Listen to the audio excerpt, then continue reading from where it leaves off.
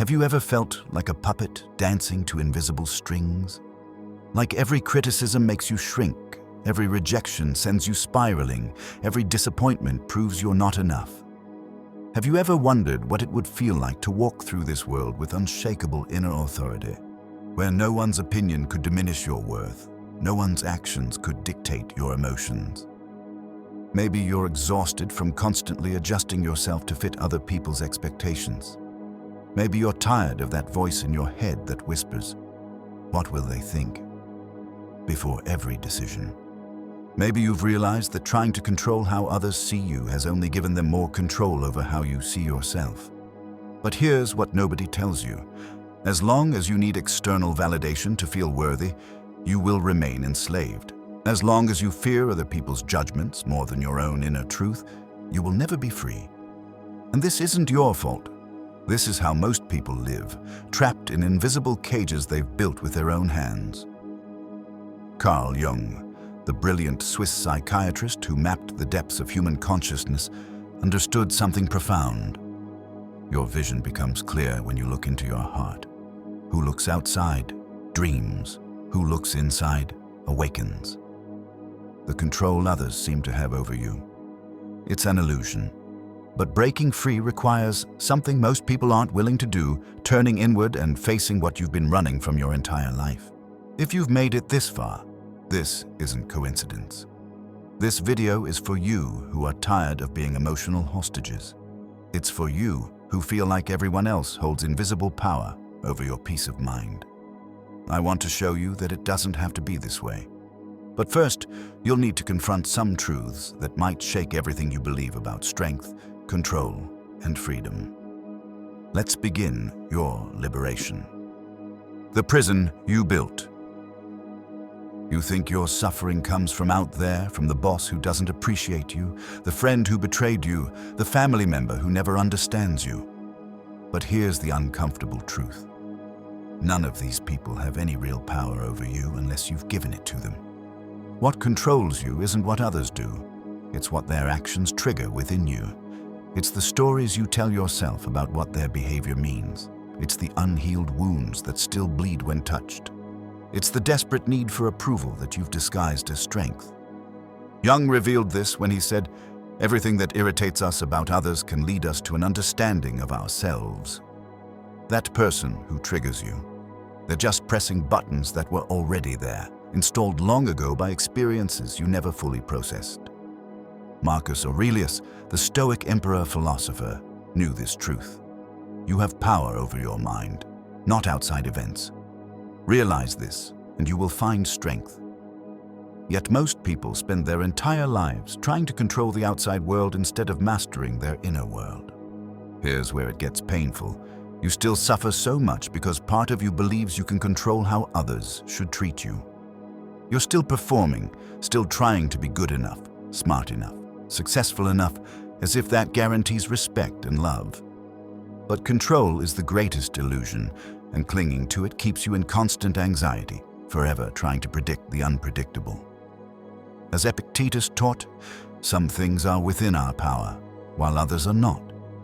Your freedom begins the moment you stop trying to control what others think, say, or do, and start taking complete responsibility for your inner state. The shadow that controls you. The biggest lie you've been told is that you're the captain of your own ship.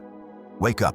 You're not, at least not while you're living on autopilot, reacting without understanding why, feeling without knowing where it comes from.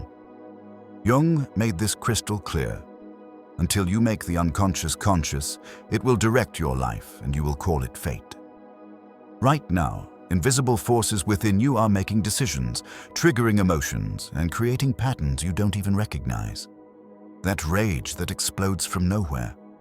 That anxiety that consumes you when everything should be fine. That voice that tells you you're not enough. These aren't random. They're messages from the parts of yourself you've abandoned, ignored, or pushed into what Jung called the shadow. The shadow isn't evil. It's everything about yourself you've deemed unacceptable. It's your anger, your neediness, your desires, your selfishness, your vulnerability. You buried these aspects thinking it would make you better, but Jung warned, one does not become enlightened by imagining figures of light, but by making the darkness conscious. This shadow doesn't disappear when you ignore it. It finds other ways to control you, through self-sabotage, toxic relationships, inexplicable fears, and emotional reactions that seem to come from nowhere. You wonder why certain words destroy you while others bounce off. Because those words touch the shadow wounds you've never healed. As Swiss psychiatrist Alice Miller observed, the truth about our childhood is stored up in our body, and although we can repress it, we can never alter it. Your past doesn't control you because it happened, but because you've never integrated what it taught you about yourself.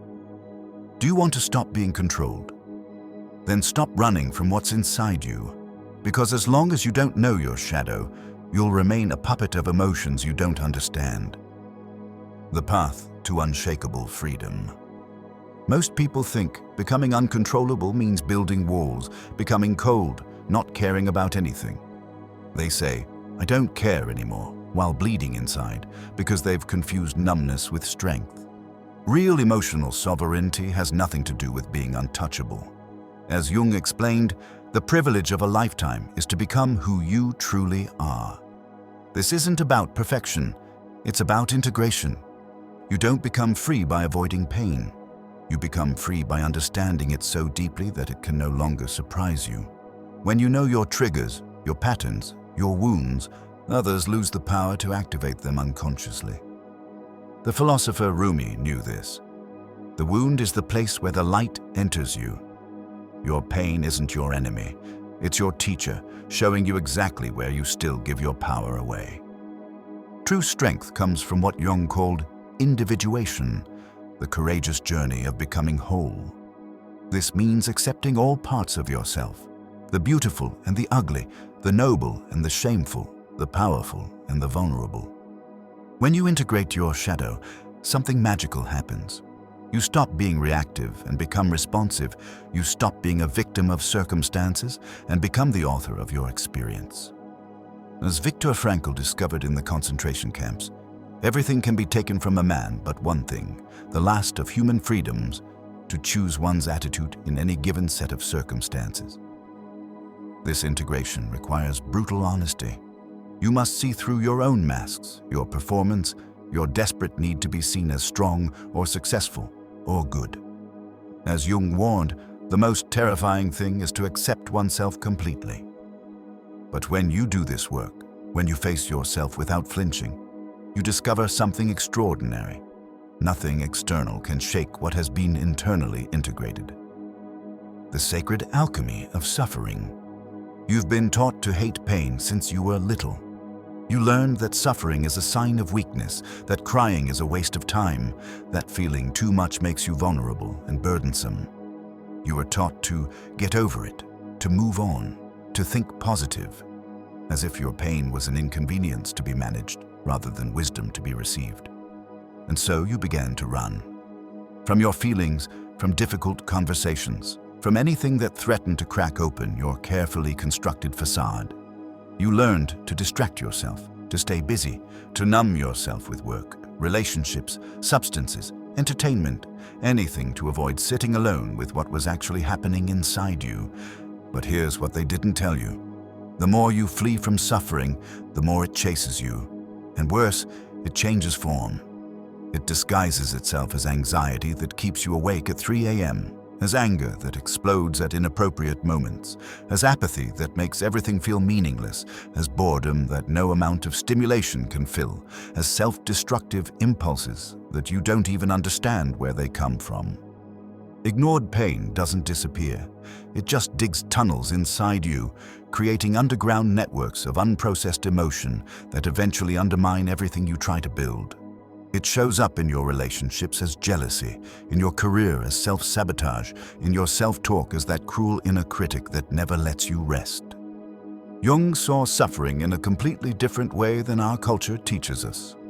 He believed that pain was the messenger of the soul, the alarm of the unconscious, the language that your true self uses to get your attention when you've wandered too far from your authentic path. He said something that revolutionized psychology. Depression is like a lady in black. If she appears, don't push her away.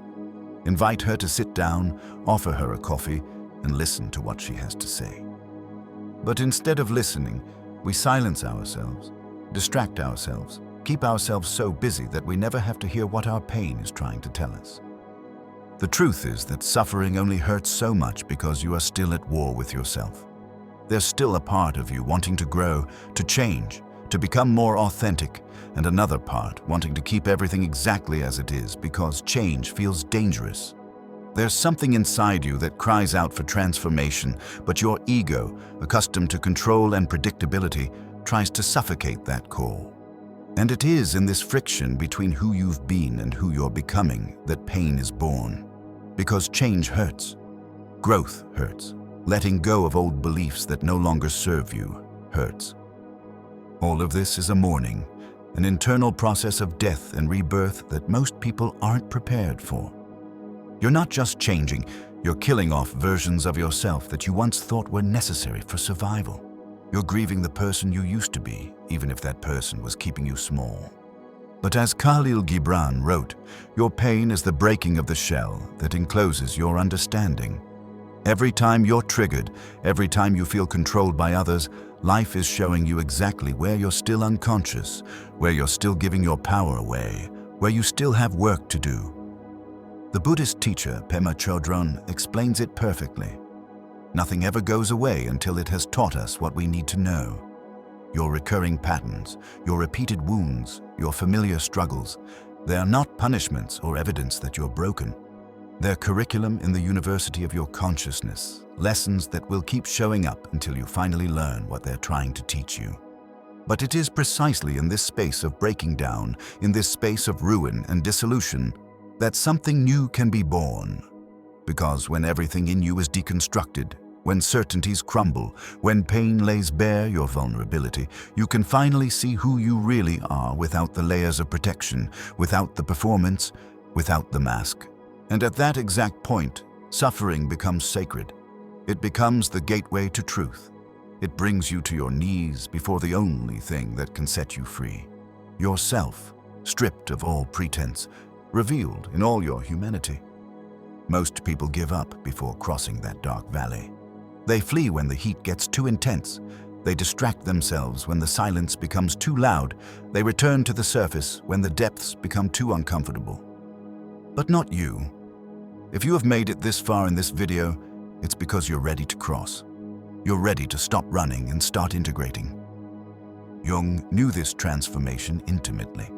He understood that suffering is not a failure of the system, it's part of the process. Pain is not the end of the road. It's the beginning of the journey towards individuation, towards becoming who you really are.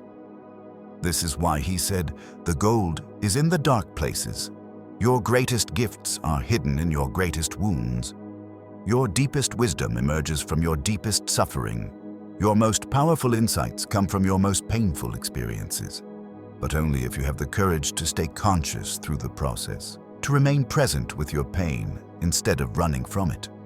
When you stop running from pain and start learning from it, when you stop seeing suffering as your enemy and start recognizing it as your teacher, something alchemical happens. The very experiences that once controlled you become the source of your power. The wounds that made you weak become the wisdom that makes you strong. The patterns that trapped you become the insights that free you. The consciousness that liberates. Few people have the courage to begin the journey of individuation, and even fewer have the courage to complete it. Because this path doesn't promise comfort, doesn't offer guarantees, doesn't protect your ego or your image or your need to be seen as having it all together. In fact, it destroys these things systematically and mercilessly. Jung referred to individuation as a process of becoming who you are. But this means above all, unlearning what you think you are. And that hurts more than any external rejection because you start to realize that much of what defined you until now was an illusion, a performance, a carefully constructed identity designed to get love and avoid pain. You begin to see that you are not your achievements, even though you've been measuring your worth by them your entire life. You are not your traumas, even though they've been shaping your decisions unconsciously.